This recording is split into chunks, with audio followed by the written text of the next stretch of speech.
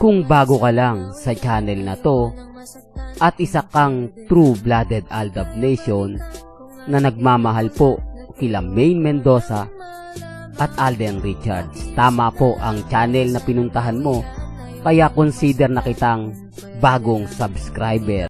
Welcome back mga kaaldab. Ito na naman po ang inyong lingkod, si Mr. Destiny. At syempre panibagong update, panibagong video na naman po ang pag-uusapan natin. At syempre pumapabor na naman po sa fandom ng Aldab Nation. Masayang masaya tayo ngayon mga kaaldab dahil itong kumbaga family weekend, alam naman po natin kung sino-sino nga po ba talaga ang totoong magkasama at syempre ang totoong real life couple. Sa dami ngayon ng issue mga kaaldab, kaliwat ka ng pambabato sa Aldab, nakatayo pa rin tayo. Hindi po ba yan ang kagandahan na hindi nila kaya basta-basta matibag? Kahit sabihin nila na ganito, okay lang po yun mga kaaldab. Nananatili pa rin tayong kampante at matatag. Yan ang isa po sa pinagmamalaki ko.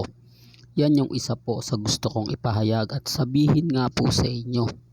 Bagamat marami pong istorya ang lumalabas, marami pong kwento ang nagsasabi ng ganito at nagsasabi ng ganyan, okay lang po. Wala pong problema. Ang importante lang po, maging updated ka. Ano man po yung mga nababasa ninyo, napapanood, nakikita, okay lang po. Kasi ako po yung tipo na kapag nakakita ng update post, talagang pinagpepiestahan. Ngayon sasabihin na naman lang, gawa-gawa mo lang. Yan Mr. Destiny, para mag-hype ka. Yan yung sinasabi nila na hindi na po nila kaya pang gawin sa akin. Hindi po ba kasi nga po nabasag ko sila. Dahil sabi ko nga, hindi ko kailangan ng maraming views, hindi ko kailangan ng maraming subscriber. Aldab Nation, sapat na. Natutuwa ako dahil ngayon dumami ang vlogger ng Aldab. Yung sabi nga ng iba, dapat nga Mr. Destiny, malungkot ka kasi yung kasagsagan ng pagbagsak ng Aldab, yung mga content creator na wala na rin, nagpalit na rin ng content. Hindi po ba? Well, sa akin kasi mga kaaldab, okay lang yan. Normal lang po na gusto nilang kumbaga tumaas yung channel nila, magkaroon sila ng maraming subscriber. Po ba? Kasi sa totoo lang po, itong mga ibang vlogger na to, hindi naman po nila nakakahubilo, nakasama ang Aldab Nation. Ang mga mamis, mga titas, mga senyor, nakipagkwentuhan, nakipagtsikahan, di po ba, na kung saan yung saya at lungkot at hirap na magkakasama po kayo. Yung mga panahon na nakipagsiksikan ka sa Broadway, di po ba, para lang po makapasok sa Itbulaga.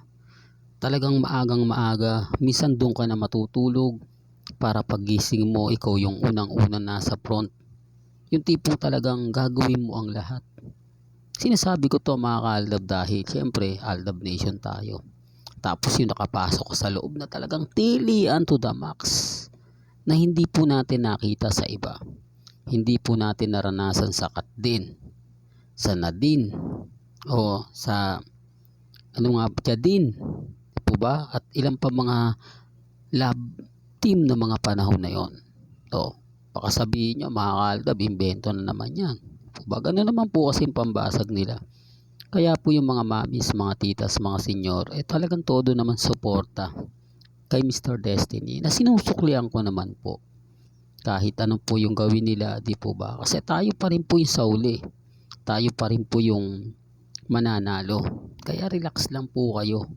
Maging matatag, maging kampante. Paulit-ulit kong sinasabi yan kahit nagagalit na po yung iba. Gusto ko lang pong ibabatid at lagi ko itong pinapaliwanag. Hindi po ba real talk mga kaaldab? Kaya nga dun sa mga taong naiinis sa akin, normal lang po yun. Hindi po ba? Normal lang na magagalit sila. Normal lang na maiinis sila. Pero sa totoo lang po mga kaaldab, habang naiinis sila, patuloy naman po tayong namamayagpag. At syempre, umaangat.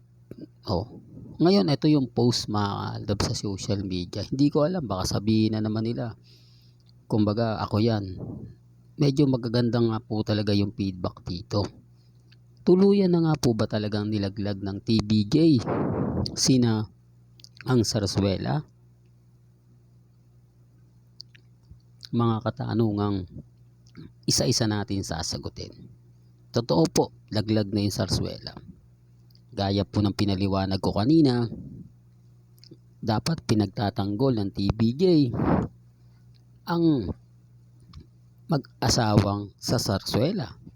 Pero nagmistulang bingi at bulag po sila. Imposible naman po na hindi po nila nababasa, napapanood, nakikita yung mga kumakalat ngayon sa social media. Imposible naman po na wala po silang alam. Gaya ng sinabi ko, si Henyo Master Joey De Leon, 101% updated yan. Noong mga panahon po ng Aldab, di po ba? Although sabihin nyo, hindi, iba na. Mas high-tech na po ngayon. Mas talagang marami ng, kahit po sa TikTok, sa Instagram, sa website, talagang pinag-uusapan yan. Kaya nga po hindi tayo naniniwala na walang alam yan. Hindi ako naniniwala sa mga sinasabi na hindi naman nakikita yan ng TVJ, paano sila magsasalita. Hindi nga nila napapanood yan, kayo lang naman ang nagre-react yan. Well, hindi po ba sila nagbabasa ng Philippine Star ngayon? Hindi po ba sila nagbabasa ng news ng balita, Scoop, di po ba? Passion Police, Abante News, di po ba? Hindi, real talk to mga kaaldab. Inquirer, Pep.ph, hindi po ba sila nanonood ng TV Patrol, TV5? Yan lang po. Sa pagdating po kasi sa GMA, hindi talaga nakikisaw-saw yan eh. Hindi, sinasabi ko to mga kaaldab para lang po malinaw. Para alam nyo na alam din ito ng TVJ. Di po ba? Kaya nga sabi nila, tinatapos na talaga nila yung Zarzuela. Kasi habang hindi sila nagsasalita, patunay lang po yan na totoo. Tapos si Ibiang, tahimik lang. Nawala na po yung tapang. Dating matapang, ngayon wala na. Kasi tinatanong din po yan pag pumupunta ng District 1. Kapag may mga event o may mga bigayan, nandun yan. Kasama niya si Congressman Arjo. Sumasayaw pa nga po yan kasama ng mga ilang kumbaga followers po nila. Bakit alam ko yan? Updated po ako kasi sa District 1. Kung taga District 1 ka, alam mo yung pinupunto ko. Alam mo yung sinasabi ko. Ang problema lang po mga kaaldab, yung mga taong nasa paligid. Yung mga taong nag-aantay lang. Tapos sasabihin nila, si Mengay yung may kasalanan. Pinalaki ni Mengay.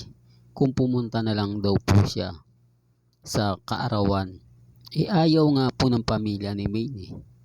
Biruin mo, saan ka makakakita na 3 o 2 na magkakasunod, sumablay ka? Doon pa lang ang dami ng question. Although sabihin natin, for the record, nung kaarawan ni Art Atayde, may sakit ka. Di po ba? Consider na natin yan for the sake of mga army. Mga 3 o 5 araw. Siguro naman po, masigla ka na yan kasi nakapag-eat bulaga ka na, nakapunta ka na ng eat bulaga. Di po ba?